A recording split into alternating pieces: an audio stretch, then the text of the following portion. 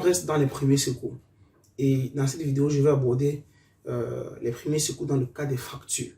Je précise bien que je ne suis pas un spécialiste de la santé. J'essaie juste de partager la formation que j'ai reçue en ce qui concerne les premiers secours.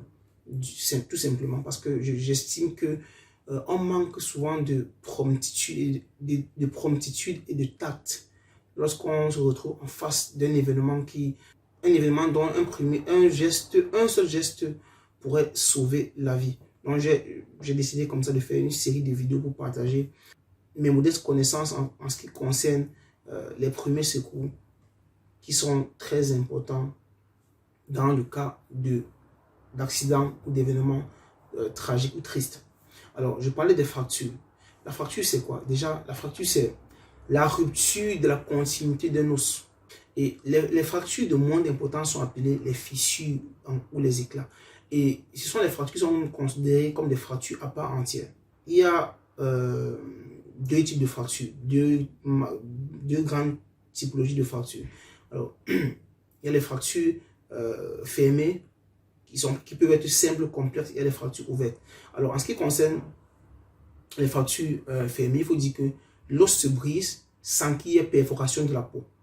Et parce que ce sont comme ça, je donne comme ça les signes qui permettent de facilement savoir de quoi il s'agit. Disons que je parlais des fractures fermées.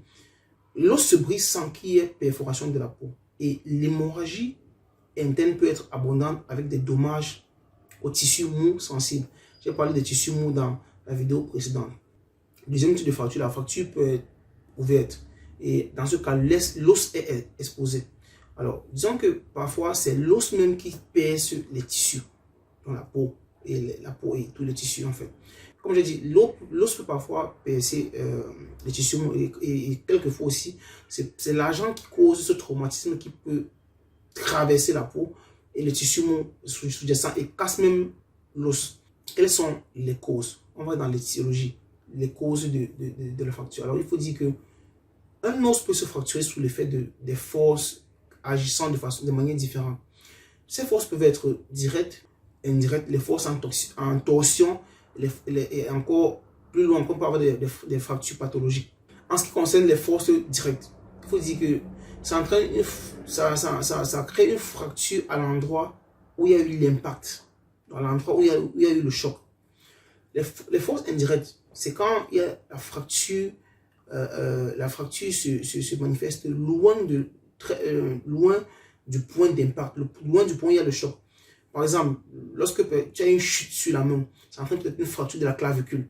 Ça, c'est la chute, la force ici est indirecte. Parce que tu chutes sur la main, ça entraîne une fracture de la clavicule. Donc c'est différent. Ensuite, on a les forces en torsion. Simplement, par exemple, lorsque le pied est coincé lors d'un exercice athlétique ou lors de la pratique d'une activité physique. Enfin, on a aussi les fractures pathologiques. Voilà. Il faut dire que dans ce cas, les traumatismes minimes suffisent pour causer la fracture. Maintenant, quels sont les symptômes? Très souvent, on a une douleur exacerbée par les mouvements. Donc, lorsque tu fais des mouvements, tu as une très grosse douleur. Il y a le gonflement et la rougeur cutanée, donc de la peau. Ce que j'ai appelé tout à l'heure les ecchymoses. Il faut dire que dans ce cas, les ecchymoses n'apparaissent que quelques heures plus tard.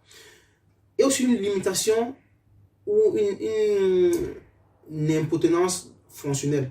Donc, il y a une limitation fonctionnelle de l'endroit où il y a eu la fracture.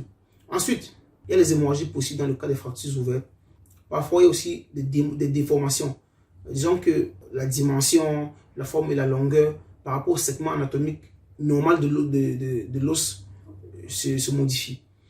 Et plus tard aussi, on peut aussi, comme certainement, on peut aussi avoir des picotements ou des pertes de sensibilité. Ce sont les traitements.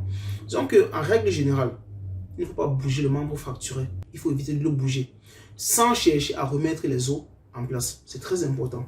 Disons que s'il s'agit dans le cas d'un déplacement de la personne qui est blessée, il faut dire que ce qu'il faut faire, c'est plus souvent, il faut immobiliser le membre de manière à ce que les os et les fragments n'endommagent pas davantage les tissus environnants. Maintenant, dans le cas d'une fracture ouverte, la première chose qu'il faut faire, il faut arrêter l'hémorragie déjà. Déjà, il faut arrêter l'hémorragie. Maintenant, si la fracture concerne le membre supérieur, disons qu'avant avant le transport du blessé à l'hôpital, il faut immobiliser le membre et le suspendre au cou. C'est ce qu'il faut faire d'office.